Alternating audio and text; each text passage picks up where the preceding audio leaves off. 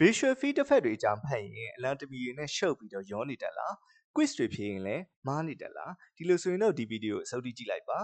visual field effect တွေကိုခဏလေးနဲ့ပြန်မှတ်မိသွားအောင်ကျွန်တော်ရှင်းပြထားပါတယ်အားလုံးမင်္ဂလာပါကျွန်တော်ကတော့ဒေါက်တာကျော်စိုးမိုးပါ UK MLA trainer တယောက်ပါကဲဗီဒီယိုလေးစလိုက်ရအောင် visual field တွေအကြောင်းမပြောခင်ကျွန်တော် physics အကြောင်းလေးတစ်ချက်ပြောချင်ပါတယ်အခုတွေ့နေရတဲ့ eye မှာကျွန်တော်တို့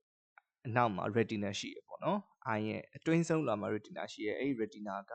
ပုံရိပ်ကိုဖမ်းပေးမယ်အမြင်အာရုံရစေတယ် okay အဲ့လိုဆိုတော့ object တစ်ခုကလာတဲ့ပုံရိပ်ကိုဖမ်းဖို့ဆိုရင်အဲ့ဒီ object ကလာတဲ့အလင်းက pupil ကိုဖြတ်မယ်ပြီးတော့ pupil ကနေတစ်ဆင့် lens ထဲကိုရောက်မယ်အဲ့ eye ထဲမှာရှိတဲ့ lens ကနေပြီးတော့အဲ့ဒီပုံရိပ်ကို retina ပေါ်မှာဖမ်းပေးလိုက်မှာဖြစ်တယ်အဲ့လိုလုပ်ဖို့အတွက်ဆိုရင် lens ကိုဖြတ်ရတာဖြစ်တဲ့အတွက်အဲ့ဒီပုံရိပ်ကပြောင်းပြန်ပေါ်နေပါမယ်အဲ့လိုဆိုတော့ဒီခွေးလေးရဲ့ခေါင်းက retina ရဲ့အောက်ဘက်မှာရှိပြီးတော့အဲ့ခွေးလေးရဲ့ခြေထောက်က retina ရဲ့အပေါ်ဘက်မှာပုံရိပ်ပေါ်မှာဖြစ်ပါတယ်အဲ့လိုမျိုးပုံလေးပါ okay အဲ့ဆိုရင်ပြောင်းပြန်ပေါ်တာသိပြီဆိုတော့ကျွန်တော် visual field အကြောင်းပြောလို့ရပြီအဲ့ဒီ eye ကိုကျွန်တော်တို့အပေါ်ကနေပြီးတော့အဲ့လိုကြည့်လိုက်မယ် okay အဲ့ဒါဆိုရင်ကျွန်တော်တို့ visual field ကိုနှစ်ပိုင်းခွဲလို့ရတယ်အဲ့တော့ဒီနားမှာကျွန်တော်နှာခေါင်းရှိမယ်ပေါ့နော်အဲ့နှာခေါင်းရှိတဲ့ဘက်အဲ့ visual field ကိုကျတော့ကျွန်တော်တို့ nasal လို့ခေါ်လိုက်မယ်ပြီးတော့အပြင်ဘက်ဟိုဟာ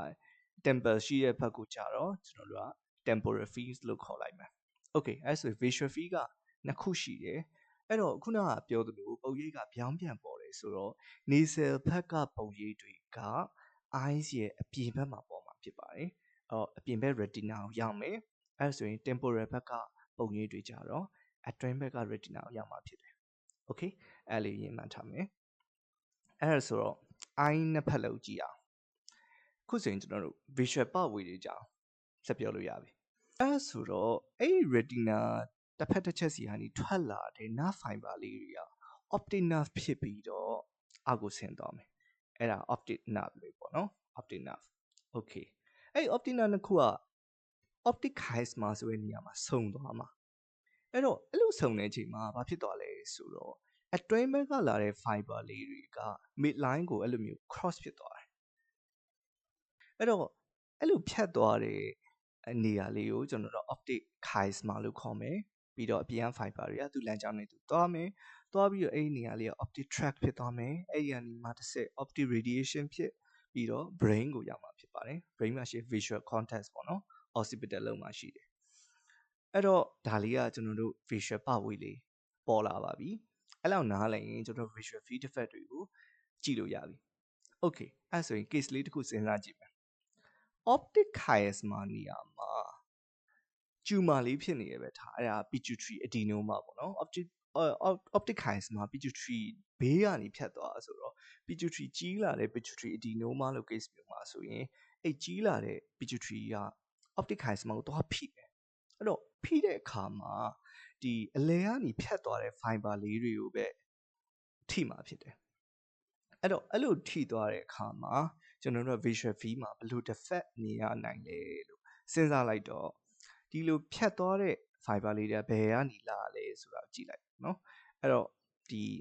left eye ကလာတဲ့ဟာဆိုရင်အတွင်းဘက်ကနေလာတဲ့ fiber လေး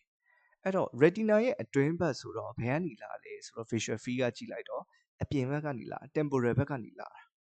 အဲ့တော့ right eye မှာရော right eye မှာလည်းထိုနည်းလည်းကောင်းပဲဒီ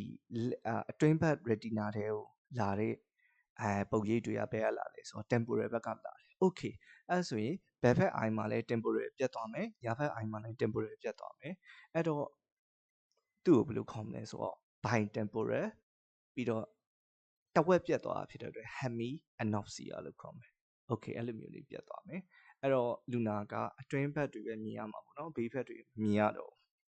အဲ့တော့အဲ့ဒါကို bitemporal hemi anopsia လို့ခေါ်တယ် okay အဲ့ဆိုရင်နောက်ထပ် case ကိုကြည့်ရအောင် stroke ပေါ့နော် right ဘက် brain မှာဖြစ်တဲ့ stroke အဲ့လိုဆိုရင်ရောဘယ်လိုဖြစ်သွားမလဲအဲ့တော့ right brain မှာဖြစ်တဲ့ stroke ဆိုတော့ဒီ right ဘက်က optic radiation တောက်လျှောက်တစ်ခုလုံးထိသွားမှာပေါ့နော်အဲ့တော့အဲ့လိုထိသွားမှာဖြစ်တဲ့အတွက်ဒီအပြာရောင်နဲ့ပြထားတဲ့နေရာလေးအကုန်ပြတ်မယ်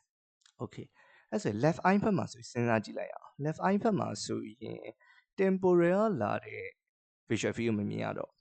အဲ့တော့ left eye အနေနဲ့ကြည့်မယ်ဆိုရင်အဲ့ဒါပဲဖြစ်လဲဆိုတော့သူ့ရဲ့ဘယ်ဖက်ပဲ left fat visual field ပေါ့နော် okay right eye အနေနဲ့ကြည့်မယ်ဆိုရင် right eye အနေနဲ့ဆိုရင်လေသူ့ရဲ့အပြာရောင်နေရာပြတ်တာဖြစ်တဲ့အတွက် right visual field ပဲ okay sorry left visual field လို့ပြောချင်တာ okay အဲ့တော့ left eye အနေနဲ့ကြည့်ရင်လည်း left visual field right eye အနေနဲ့ကြည့်ရင်လည်း left visual field အဲ့လိုမျိုးတူနေရဖြစ်တဲ့အတွက်အဲ့ဒါ homonymous လို့ခေါ်တယ်ပြီးတော့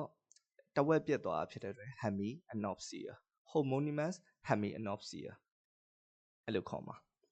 အဲ့တော့ तू ကဘယ်ဖက်မှာပြတ်တယ်ဆိုတော့ left ဖက်မှာဖြစ်တဲ့အတွက်သူ့ကို left homonymous hemianopsia လို့ခေါ်တယ်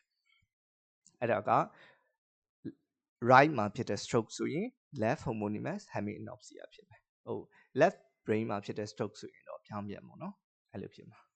okay အဲ့လောက်ဆိုရင်အရေးကြီးတဲ့ case နှစ်ခုတော့တည်သွားပြီနောက်ဘာ case တွေရှိနိုင်သေးလဲဆိုတော့ဒီလိုမျိုး optinum မှာပြတ်မှာဆိုရင်တော့ဟို right ဆို right left ဆို left တစ်ဖက်လုံးကွယ်သွားမှာပေါ့နော် bitemporal နဲ့ homonymous hemianopsia ပြောပြီးသွားပြီအဲ့ဆိုရင်တော့သူကလေးပုတ်တစ်ပုတ်ပဲပြတ်တဲ့ case တွေလည်းရှိနိုင်တယ်အဲ့ဒါ quadrantenopia လို့ခေါ်တယ်အဲ့ဒါက brighter နဲ့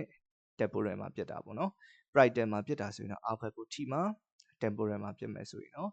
အပေါ်ဘက်ကိုထိမှာဖြစ်တယ် okay အခုပြောလိုက်တာတွေကတော့ visual field defect တွေပဲဖြစ်ပါတယ်ကျွန်တော်ဒီနေ့ပြောပြသွားတဲ့ visual field defect တွေအကြောင်းကြည့်ပြီးတော့အကျိုးရှိမယ်လို့မျှော်လင့်ပါတယ် UKML နဲ့ပတ်သက်ပြီးတော့သိချင်တာရှိရင် comment on chat box မှာမေးလို့ရပါတယ်အားလုံးအဆင်ပြေကြပါစေ